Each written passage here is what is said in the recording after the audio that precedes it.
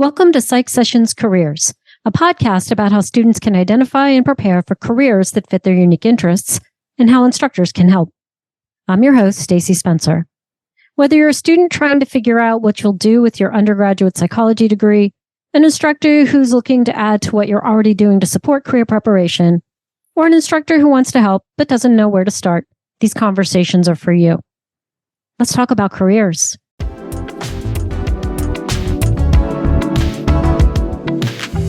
Hello, Jordan Troisi. How are you? I'm doing well. How are you, Stacey? I'm great. Thanks for joining me today. I'm excited to talk to you because I read an article that you wrote that talks about how we can bring skills into the classroom and help students prepare for careers that way. But before we get to that, I want listeners to know some things about you. So let's talk about your degree. You have a doctoral degree in social psychology, right? That's right. And that is from where? It's from the University at Buffalo, a part of the SUNY system. Awesome. And you're currently at Colby College. That's right. Yes. And you're the director of the Center for Teaching and Learning at Colby College. That's right. And how long have you been there? I've been at Colby College for about 3 years now. All right. And in this same type of role in the Center for Teaching and Learning? Yes, that's right. When I was hired here, I was the senior associate director of the Center for Teaching and Learning. And then as of July 1 of 2023, I assumed the directorship. So my position is a full-time staff position these days in our Center for Teaching and Learning. All right. And where were you before Colby College? Before I was here, I worked at Sewanee, the University of the South in Tennessee, and some of the details of the paper we're going to talk about most during our session today were from a course that I taught there and data that I collected while I was there. That was in the spring of 2020. Now, I'm a New Englander, so I have to know, what was it like to go from Tennessee to Maine? Well, so I'm someone who I grew up in Michigan, and I've lived in a lot of northern and snowy places. Tennessee is as far south as I've ever lived, and it's sort of a flip of how you deal with the environment in the winter time. You are game to spend some time outside in Tennessee, but in the summer you zip from building to building to get into the air conditioning. The opposite is true in New England, of course. Right. In the winter you are zipping from building to building, and in the summer you can't get enough of the outside. Right. All right. You have had some important leadership roles with the American Psychological Association. You were part of the Intro to Psych initiative? That's right. I was on the teacher training and development group, working with the APA's Intro Psychology Initiative. That's correct. All right. And you spent, 4 years as the director of the annual conference on teaching for the Society for Teaching of Psychology? That's right. And as of the last couple of years, I've enjoyed going back to that conference and not leading it. I bet you did a phenomenal job, I have to say. Oh, I appreciated your work. Thank you. It was always a seamless experience, but lots of, and you paid great attention to details that are important to attendees. So very much appreciated. All right. So tell me a little bit about the students at Colby College. Sure. I'll speak a little bit about the students at Colby College, and I'll also touch on the fact that at Sewanee, where the data were collected in this paper, we're talking about fairly similar populations of students. So at both institutions, we tend to have students that are, both the institutions fairly selective. Students come in fairly highly qualified. Of course, there's a range of what people are bringing to the equation. But that said, students fairly well prepared for their college experience. I'll add as well that at Colby and at Sewanee, where these data were collected, these are residential campuses as well. So, the students, they may be working, say, part-time jobs or things like that, but they really are capable of and able to dedicate a good amount of time to their coursework and the things that they are engaged in. Fairly invested students, fairly well prepared students, and able to dedicate time to the work that they're going to engage in their courses. So do the students then come from far away places? Do you see a lot of locals, people who are coming from in-state at these two institutions? Right. I'll say at both institutions, there's some segment of in-state enrollees, but then additionally, with these institutions being fairly selective, they also cast a pretty wide net. Both institutions, a reasonable chunk of international students, as well as students from elsewhere within the United States. I'll say, specifically at Colby College, we're here in the state of Maine. Maine is not a very populated place, so there are just not nearly as many college-age students to draw from as you might have in some other states. So yes, we get a lot of Maine students here at Colby. We draw heavily from the Northeast, but we also draw in some substantial ways from other parts of the country as well. So when students graduate from these colleges, they tend to go back to where they came from, or they move away to some other place. They're not staying local. I'm in Boston. And so when our students graduate, they're often staying in that area. So when we talk about careers and career preparation, there's a very different kind of image that they might have in their mind about what's next. So is that true that most of them are going to be leaving that area where these colleges are? Yeah, I'd say it's mostly true. It's not 100% true, right. But I think that if you look at the demographics, Maine is not a state with a very high amount of, say, early career professionals as compared to some other places. Not as many cities, which tend to draw younger professionals and things like that. I think that we're bucking that trend a little bit in more recent years. But that said, often these students are returning perhaps to places that they have come from, or are often making their way to somewhat major metropolitan areas like Boston, New York, Philadelphia, Washington, D.C., or, perhaps elsewhere in the country as well. And so what are the kinds of things you don't necessarily interact with the students at Colby quite as much as you did at Sewanee? But what are the kinds of careers you've heard students say they're interested in, psychology majors specifically? What kinds of things do they say they're thinking about? Yeah, so I'll speak a little bit to this, although, my colleagues in our psychology department here could speak with greater precision. But here are some things that I hear about. We have some students are interested in furthering their education in either doctoral programs or master's programs with a more clinical orientation, like social work and counseling and things like that. Additionally, a fair amount of students that I've interacted with that are in psychology are finding their ways to related fields associated with things like marketing and advertisement, web-based fields, and initiatives and companies associated with website development, product development, advertising, things like that. Those are the things I hear most directly about.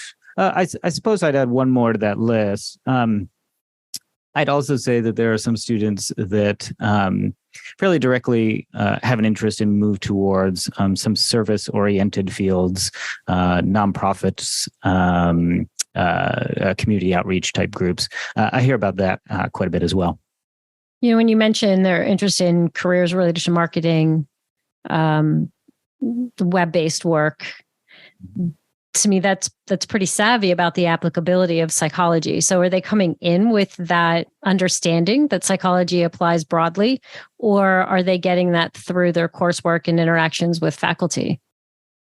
My guess, I'm going to speculate on this one, but my guess is that they probably come to that along the way somewhere. I think a lot of students that come into the discipline of psychology probably, we're a lot like the kind of student that I was entering to psychology as an undergraduate, curious about human nature, curious about myself, curious about the people around me, family members, friends, other things like that.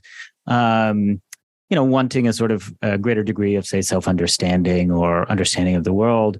But then fairly quickly realizing that a lot of the ideas and concepts and tools and skills that students of psychology will come across are ones that really do set up psychology students very nicely for a lot of different domains and disciplines.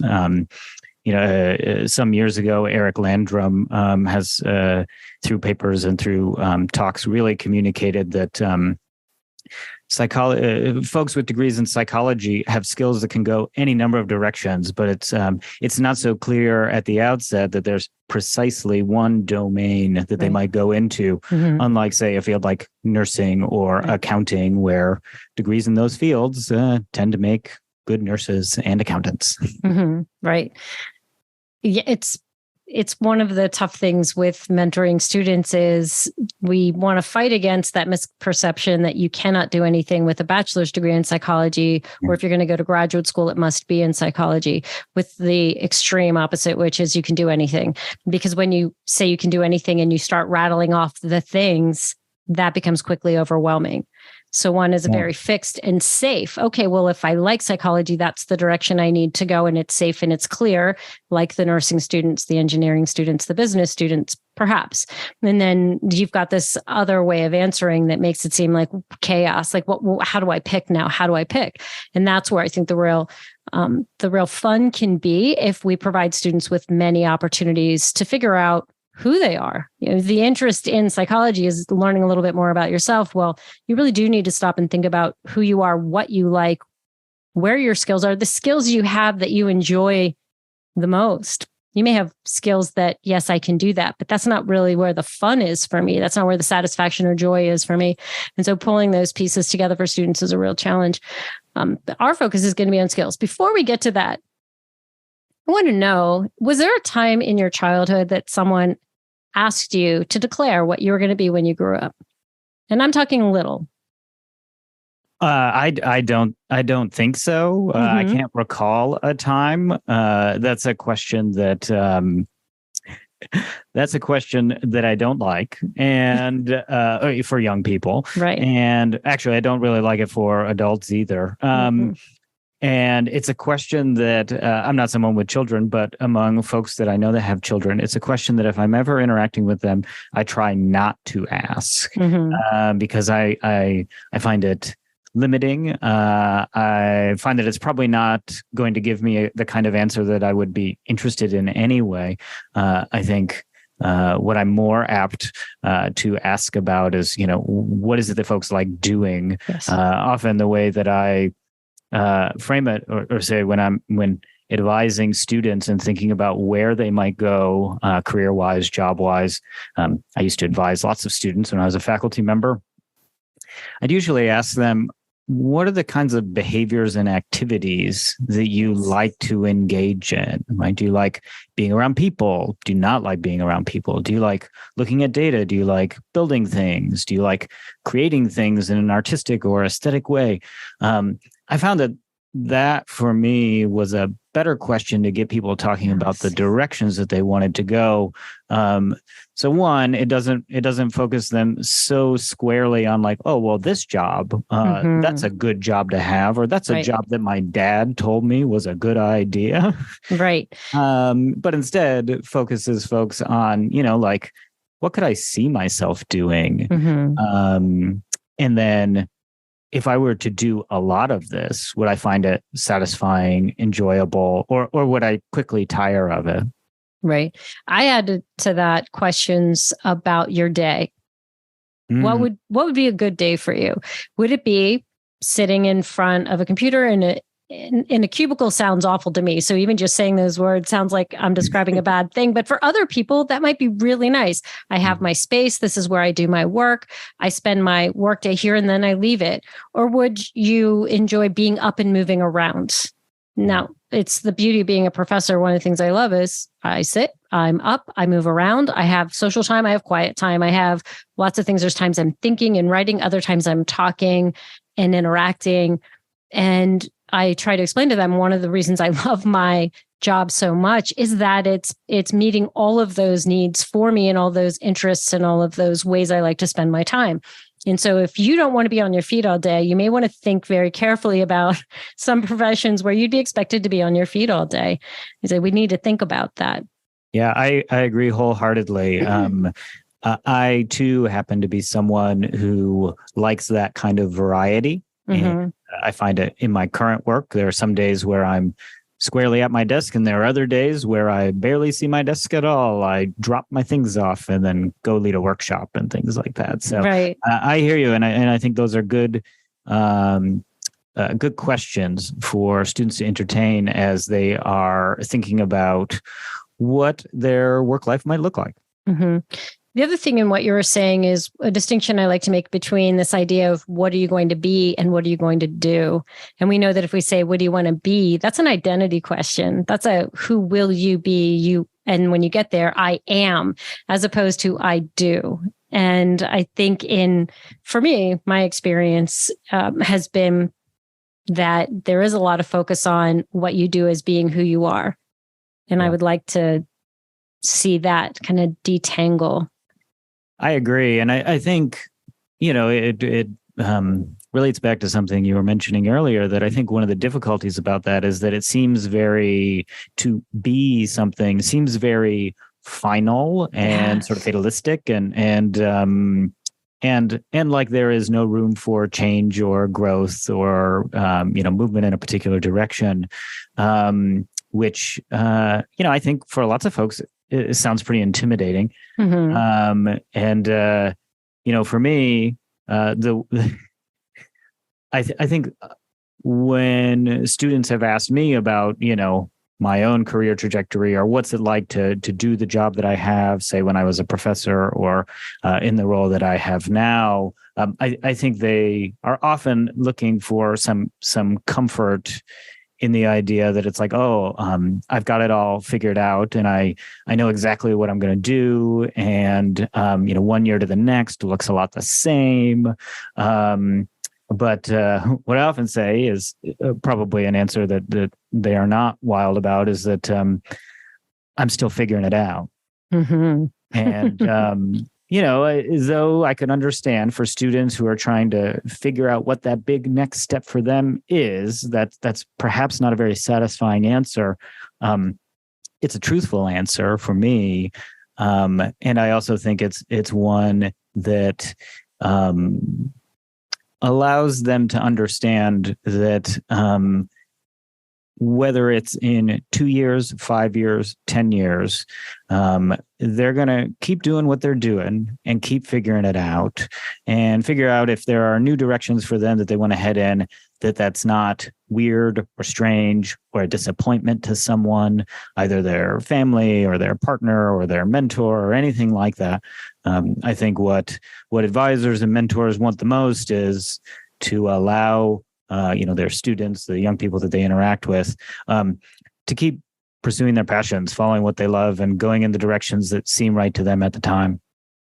The family and cultural pressures and expectations are real, and we need to, as advisors and mentors, be acknowledging that for people. I ask students, are you feeling some pressure from somebody? Has your family talked about what you're going to do? And we have a very diverse student population, right. And many students come from cultures where the family does decide. And that's been a really important thing for me to learn about, is saying, well, who's involved in this conversation and what kinds of expectations do you feel you need to meet? So I tend to think about it as the student, and it's what they want to do and what they're going to do, but it doesn't really work that way. And even if there isn't anyone in the family, there's the outside influence. As soon as you say, I'm a psychology major, there's so many jabs that people might throw because they don't really understand what it is. I teach my students to respond in a way. We take that as an opportunity to inform and educate rather than defend and deflect. And we have a good time coming up with ways that you can do that, ways that you can respectfully answer that question. I say that's an opportunity for somebody to learn. They're actually curious enough to have jabbed, and they're probably worried about themselves. Yeah. They're probably very worried. Stacey, I think I just want to reiterate a point that you made a moment ago that I think is definitely worth acknowledging as students and other folks in students' life start to consider what it means to advise or guide students. I think we cannot disentangle the many cultural, racial, ethnic, socioeconomic factors that are so relevant to students figuring out what is next for them. It would be great if there were an uncomplicated way to help move folks forward, but unfortunately, it's one person at a time, right? One situation at a time. It is, and I do think skills are the unifying theme. I want to just make one more comment before we move into the work that you did that's published in the paper in Teaching of Psychology. And that is, I'm a first generation college student. I don't speak for all first generation college students, but I did feel an incredible pressure. Nobody put it on me, but I felt a pressure to make really good use of the investment my family had made in my education. And the fact that they didn't quite understand what that lived experience was. They had ideas. And I think we all have ideas of what occupations look like, what jobs look like, and trying to bring that all together and in a positive way. So to kind of take the pressure away of, I've got to do something meaningful that has a salary that represents the investment that I made, and all of those things is embedded in all of this. And it's, I think, a great source of the anxiety for a lot of students, and the stress around it is all these things they think people are going to expect from them, and they may not have had those conversations. So just supporting them in that way. So let's get to this paper. Oh, go ahead. Absolutely. I'm always reminded in thinking about this, but my background is in topics associated with selfhood. What you're referring to, at least as I think about it, we could place definitively in the camp of the ought self, OUGHT, right? What ought I do? What ought I be? Either if someone has expressly communicated that to me, such as a family member, or if it's just an idea out there in the ether that we've been given. And not to say that those aren't relevant or important, but it is definitely worth considering. What are all those factors that are weighing on me in making some of these decisions? Yeah, absolutely. Very important stuff. I love when we can pull a good psychology concept. That's right. That's right. Yeah. Nicely done. I didn't cite it, but I hope folks will look it up. Nicely done. I love that research. I'm also a social psychologist, social personality psychologist. Right. All right. So let's talk about this work that you did that was published in this article. And it is how you brought the career readiness and the skill development into your social psychology laboratory course. So tell me about that. Sure. Well, let me start in a very general way, and I'm happy to get more specific on any of these things. So my background is in social psychology, and I taught social psychology laboratory courses many times. I don't know, 3, 5, 10, hard to even count. And over time, I started to think about the way that the course works, conducting a research study, proposing to an institutional review board, collecting data, reporting out, presenting, things like that.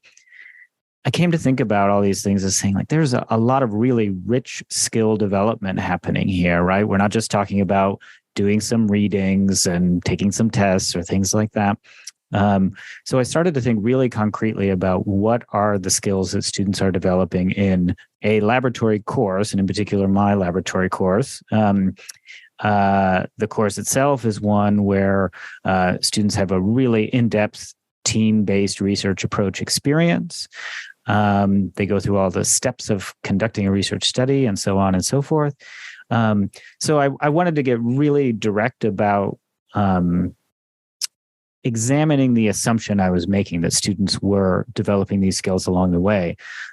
So in the process of building out and then conducting this study, I made a point to have a look at some research that have been done about like the types of skills that students might acquire, information from both the American Psychological Association, as well as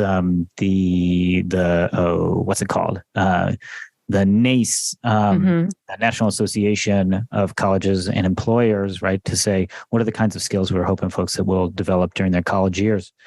So I was curious about some of these outcomes in particular, decided to conduct a study that would have a pre-test and post-test type of design with a comparison group. And then additionally, as I was engaging in this work, I wanted to start getting really concrete about the ways that I might make explicit where students were developing skills and what kinds of skills they were. And then additionally, as a sort of add-on to that, I partnered with the director of our career center at Sewanee. Her name is Kim Heitzen-Rader. And both to develop materials and ideas. And additionally, Kim also stopped by the course every other week to help students engage in some really practical applications of the ideas, the way they were developing. And we had them engage in some tasks to be really concrete about how the skills that they were developing in the context of this course were applicable for things like career readiness, job applications, interviews that individuals might have with potential employers, things like that. Mm-hmm. I love the word explicit in that, because that's the part I think a lot of instructors know that skill development is happening, but they don't necessarily make it clear to the students, in addition to these concepts that you're focused on learning and making sure you've mastered so you can show me that you've learned the concepts, you're developing skills along the way. And sometimes it's the skill work that they might get a little frustrated with. Oh my goodness, I have to write this paper in this format. I need to work in this team. I need to give a presentation. I need to solve these problems. I need to work with data. And so they're not always appreciating those are the skills you're taking with you. And as you work on those in this course, they're going to benefit you in other courses. And of course, in the world of work, we know those are the skills employers are asking for. Yeah. Well, and to that point, Stacey, this being explicit about what those skills are and the ways in which students can articulate those skills. Yes. Can't overstate the importance of that, right? Because as it turns out, employers probably care very little about what your major was or, which papers you read in this class.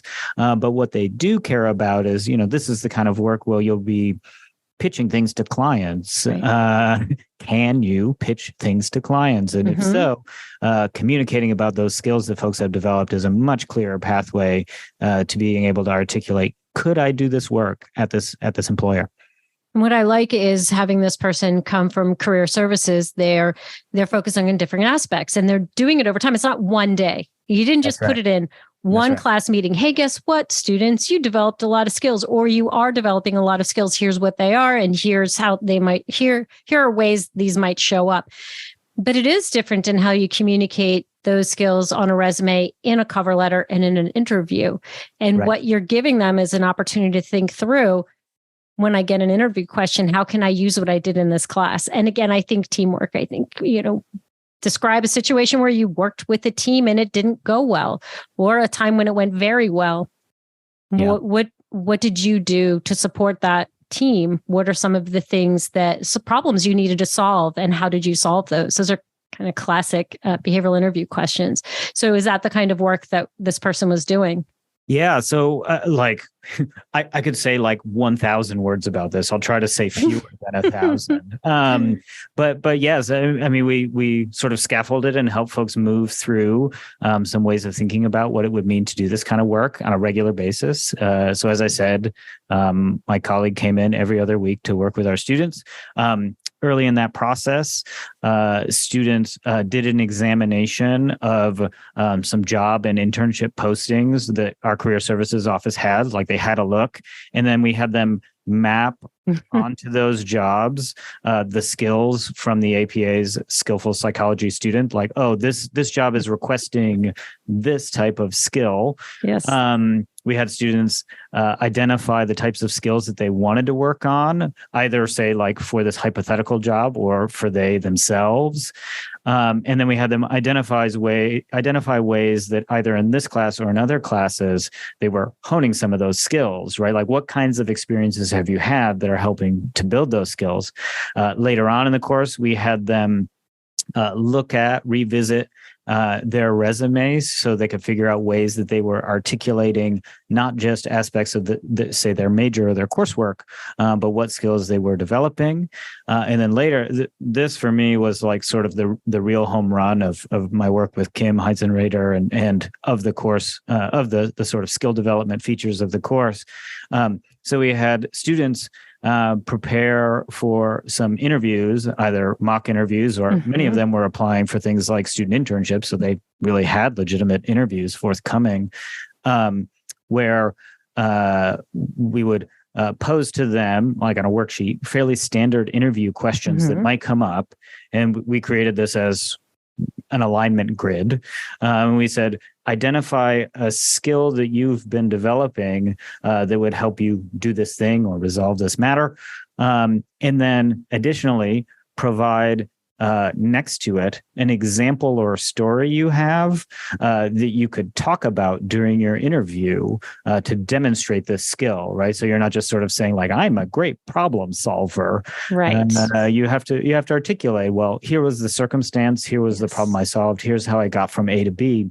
So it's making very explicit the kinds of things that folks are going to need to be able to communicate about and work towards, not just sort of leaving it up to chance that employers or interviewers are just going to be able to infer that this person has the skills to do this work.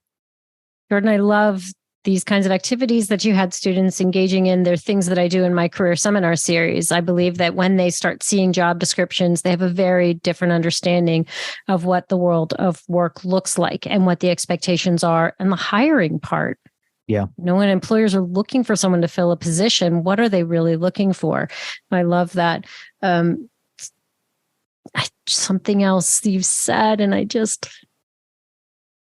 think that there might be some listeners who are wondering, how do you give that much class time to that kind of work? It's not designing studies, collecting data and working on the analyses.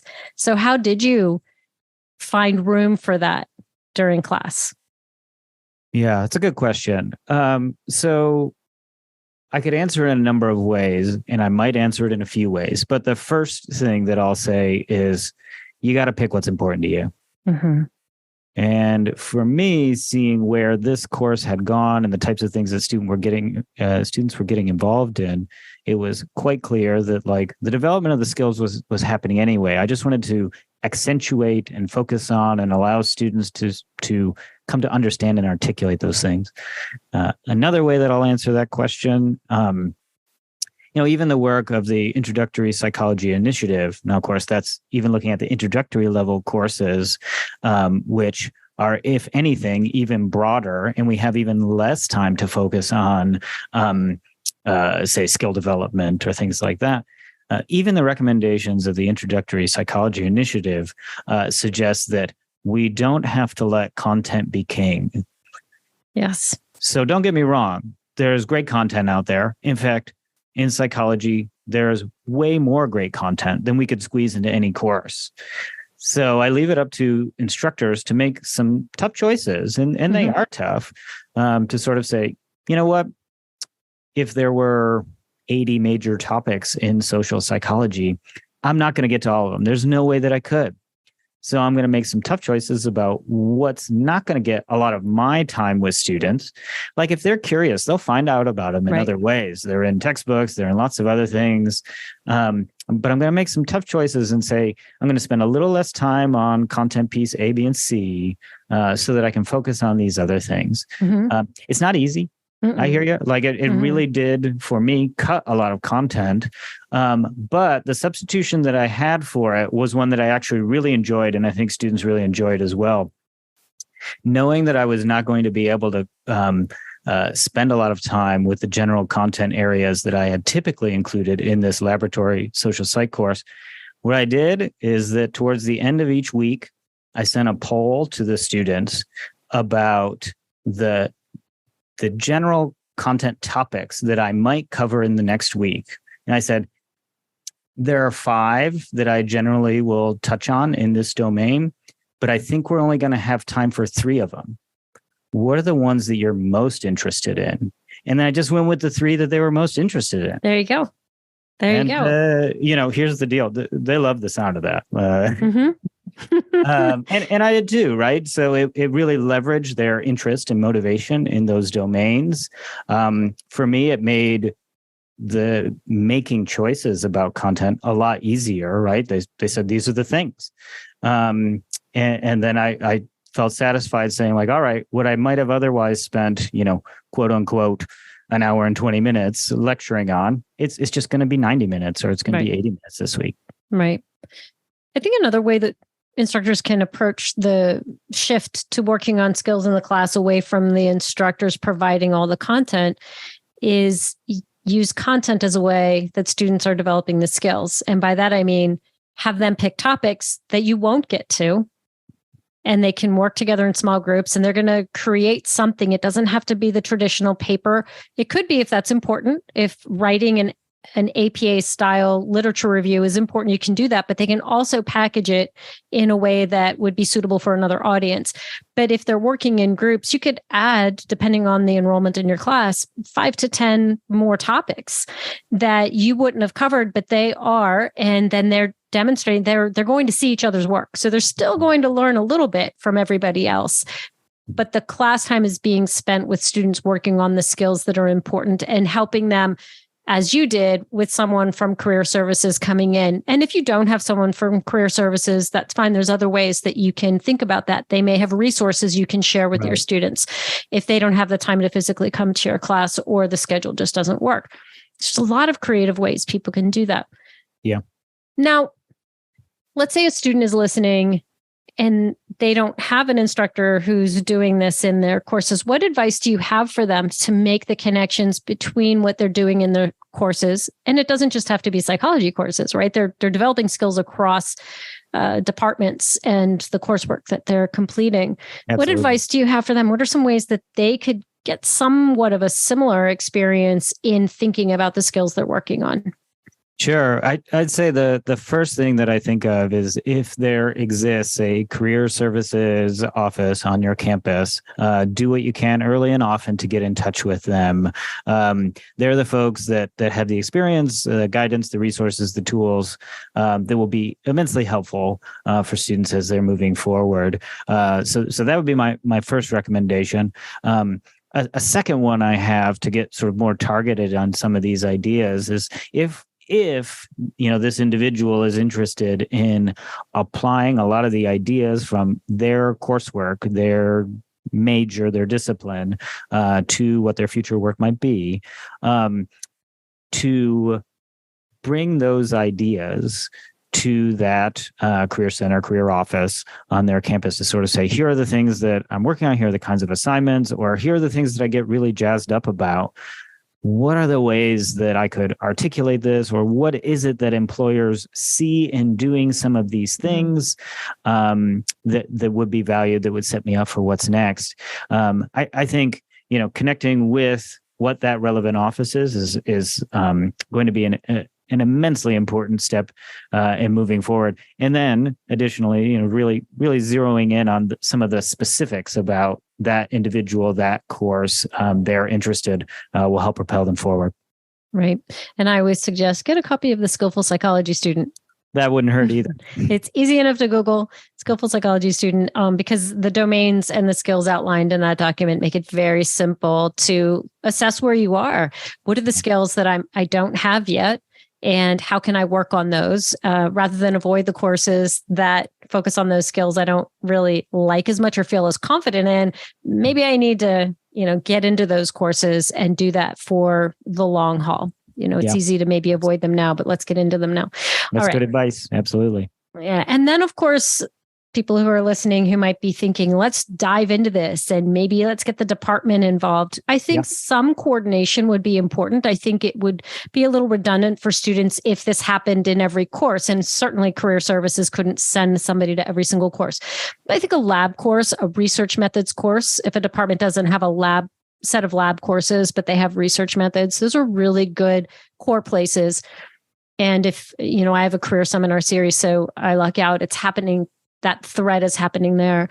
But just really think about starting small for instructors. You don't have to go all in, right? But start with some reasonable ways, even just articulating for the students, these are the skills we're working on. I want you to think about your confidence in those skills now. And at the end of the semester, really think about how far you've come in working on those. And also normalizing the fact that one course is not enough to be an expert writer, presenter, team member. All those things take multiple courses and experiences. Yeah. All absolutely. right. You want to play a game? Well, sure. Let's play a game. I love games. This is going to be a very, very challenging game because I'm just going to tell you the qualifications and you're going to guess the job. Okay. You don't have to exactly guess the job title, but I want you to tell me what you think these qualifications are associated with kind of position. Okay. So for this first, and by the way, I found 5 positions. They're all in the area where you're working. So in Maine. And I will say they're all bachelor level jobs. I think that's helpful to know. No secret there. One of them is bachelor's or master's. Doesn't matter. They want to make sure that someone has a bachelor's, but if they had a master's, they would certainly consider them, or vice versa. All right. So with this first one, in terms of education, it says the person will have a bachelor's degree, and they actually say a variety of majors. So they're specific. They want a bachelor's degree in psychology, behavioral health, social work, special education, counseling, nursing, or closely related field. They need at least 1 year experience working with children, teens, or adults with intellectual or developmental disabilities. They need strong organizational and writing skills and ability to multitask, prioritize, and problem solve in a fast-paced environment.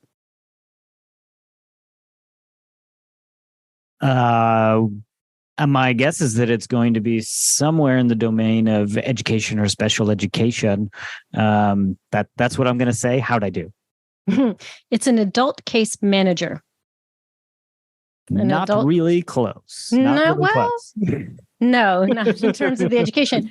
But, the person is responsible for supporting plans, helping to develop plans for individuals who are making use of the service, managing caseloads, analyzing support strategies, assuring the services are adequately meeting their clients' needs.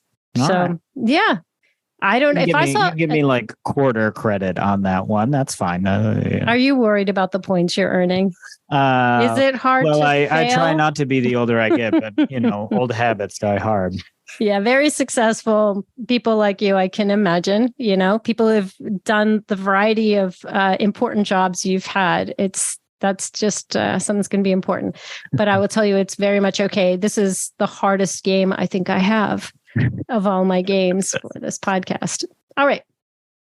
The next position, their ideal employment person. I'm not going to say the name. It's actually written here.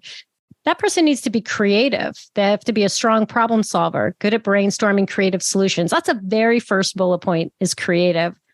They need to be professional, have excellent verbal and written communication skills. They need to be organized, highly organized, and attentive to detail. They need to be efficient. They need to be able to effectively prioritize tasks while demonstrating good time management. They need to be respectful, able to maintain a friendly and positive attitude. And they say, if this sounds like you, keep reading. I love those kinds of job descriptions. And this is a bachelor's degree or equivalent experience required, and demonstrated track record for providing exceptional customer service. Okay, so let's see. I'm gonna speculate about a couple of things. This focus on creativity that came up first and very prominently leads me to think there might be some sort of focus on, say, the arts or arts management or something like that. It's something that I see a little bit about here in Maine. And maybe it's something with a sort of more managerial flair, some of that expectation about organization and task management and other things gets me thinking about that. So I don't know, some sort of I don't know, perhaps a managerial or organizational type position, say with a museum or arts collective or something like that. I'm going to give you a 50%. It is a manager position, employment case manager. Okay. An employment case manager. And so this individual is responsible for establishing trust with our program participants, conduct comprehensive intakes with our participants to understand their needs, strengths, interests, and aptitudes, their experiences and capabilities, develop a service plan that outlines their short and long-term employment goals, meeting with participants on a regular basis, building effective partnerships with external providers, maintaining exceptional record keeping. So, yeah, employment related. So what's interesting when I read these is the qualifications for this are very similar to the first one. Right. And they're doing different things. They may be similar in the sense that you're serving others. Right. You're supporting others, but all the same skills. And when I read those, because I was a contributor to the Skillful Psychology student, I know the 5 skill domains. I see those and I'm like, check, check, check. We've hit 4 out of 5 for that one. All right. Oh, I love this job. I want this job. And if I could have had this when I graduated from college, I would have been thrilled. So you got that going for you. Okay. So the successful candidate for this position will have experiences in programming, strong interpersonal and organizational skills, coordinate with others in a positive manner, respond effectively to dynamic situations, and they need to have the ability to learn. A bachelor's degree is required. Those are the only qualifications. No knowledge specifically stated. That's a lot of qualifications. I don't mean that. I'm saying that they're not describing anything beyond the skills that we've been talking about, right? I'll say this, that kind of sounds like the description for my job. Wow. Yes. And mine, I think. Right? It's general enough, but that's it. I mean, you won't guess it. I'm just going to tell you. Yeah, give me the answer. Just fill me in. No, it's interesting you say your job and you're at a college. This is a first-year experience coordinator at a different college than yours. But yeah, this is a first-year experience coordinator. That's why I said when I graduated from college, I would have loved to have had this job because I loved my college experience and I did not have a very successful first year. Sure. I was one of those. And so it would have been great to take all the things that I learned and developed along the way and help someone else have a better experience. Yeah. But this is different. The other positions were much more helping others who were needing support in other ways. Right. And this one is directly related to the college experience. Yeah. In the role, this person leads comprehensive first-year experience programming, coordinates peer leadership efforts, delivers academic coaching, functions as a member of the student success team. That sounds so exciting to me. Yeah. I mean, the more you say about this, had I known some of these details, I think it would have zeroed me in because, this is, very connected. So my job these days is less student focused than both it has been in the past and in terms of other positions that I've held. But yeah, I mean, it's sort of striking all the notes about how do we help students move forward, see what their progress is, help them, seek out, connect with resources, advisors, and things like that. This position, as well as so many of the other ones, are often very much about sort of helping folks do sort of problem solving, figure out either, how to move forward in their own life circumstances, how to connect them with resources and ideas, how to manage tasks and help people move forward, which I suppose, to me, that's what adult work life is all about, right? How do we work with other people and help one another achieve the goals that we are looking for and propel people forward? And when we think about the psychology major, in addition to practicing a lot of those skills, we're asking students to problem solve. They need to be learning how to manage their time. They're practicing communicating with one another in a variety of formats. So they have all that, but they also have the knowledge about. So they understand adult development. They understand young adult development. If someone's interested in a job when they're looking for it, and maybe this was your experience at Sewanee, is by looking at job descriptions early, you're not just planning for your skill development, but you're recognizing opportunities out there that you can be planning for and preparing for. Yeah. And if you don't have the experience yet, you go to that place and say, what opportunities might you have now for me to gain that experience? So all of that is great. Just have a couple more really quickly here. Sure. This one, the only requirements are bachelor's degree and experience working with children and families. Well, social worker, I said with a question mark. Program supervisor, family visitation program. Okay. So It's a probably, I would describe it as the kind of job we think about in the bigger, under the bigger umbrella of social work, but they're not requiring someone. They do say bachelor's degree in social work or related field. And for psychology majors, that or related field is very important because you do have that background and you could have experiences that prepare you for that. Yeah, but this person is supervising the visit support workers. They're reviewing and assigning referrals. They're assisting in supervising visits, overseeing the center, working as a member of a team to manage the program. So this is definitely a supervisor role. It's not the person who's doing a lot of the interacting. So if someone likes the work, but they would prefer to be on the organizing, managing side, this would be a really good opportunity. Mm-hmm, mm-hmm. Yeah, I think it's important to identify that feature as well. There's sometimes that our work is, the direct work of an organization or an entity, and there are times when our work is sort of overseeing the work of others in that domain. If we really value and enjoy one or the other of those things, that's important to know about. Mm-hmm. Absolutely. All right, I have just one more. And I recognize that most of these are falling in that world of what we think is more of the social services, and psychology majors can do many more things than that kind of direct line of work. Mm. So this person says, are you a good fit? Ask yourself, can you maintain a positive and professional attitude? Do you have excellent verbal and written communication skills? Can you effectively prioritize tasks while demonstrating good time management? Are you highly organized and attentive to detail? Do you work well in a collaborative environment? If so, consider applying for this job. All you need is a bachelor's degree or equivalent education and experience, and they don't say the major. Well, did they just list off the skillful psychology student domains there? Because I feel like we've just listed a lot of those. That's right. Sounds like they're just identifying skills, the kinds of things that we've all talked about.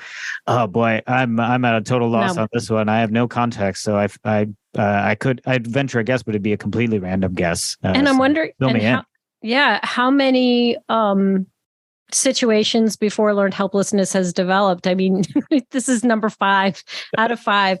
Work readiness job trainer, a life skills coach. Okay. So you're right. I like that point that this is, we're reading skills that are on the skillful psychology student. You had mentioned the NACE report. That's an annual report. There are a lot of these reports that tell us what employers value. Mm-hmm. They're not really different lists. The skillful psychology student takes that information and says, and these are the things that psychology majors develop through their curriculum, throughout the curriculum. And so it's just underscoring that for our majors. And again, like I said before, and I say it all the time, and I say this with Karen Knopfel, often is that piece that students know about teamwork. They don't just have team skills. Social psychology, they know concepts about working in a team that work well and not so much. So in an interview, they could actually say, yes, I've had bad experiences. I know how to make good ones because I understand how individuals work in teams. Yeah. So this position isn't all that different from the other one that I had talked about that was work related, but they're delivering training and professional development activities to prepare participants for employment. So there's a lot of training and teaching and organizing and communicating and supporting in all of these positions. Mm-hmm, mm-hmm. Yeah, well, and I think I appreciate, you're mentioning that, say the skillful psychology student, that framework not only identifies what the skill domains are, but say how students might have had experience or where they might have had experience developing that skill, moving students that much closer to being able to articulate some specifics or a story about how they have done that thing or how they would be able to do that thing in this organization. And like you did, providing them an opportunity to practice that, because we can tell people you need to do that. Here are the questions you might be asked in an interview. You should prepare for that. No, you need to practice talking about it. You need to do that more than once. And it's difficult. We it's uncomfortable for a lot of people to say the great things about them or to describe a situation where they're going to talk about some of the good things that they did. It's also very difficult to talk about a situation where things didn't go well because they don't want to be seen as someone who makes any mistakes. So the interviews really challenge that. We need to give students a lot of opportunities to practice that and get comfortable and to normalize this is what employers expect you to be able to say. Right. Absolutely. So that practice is tremendously important.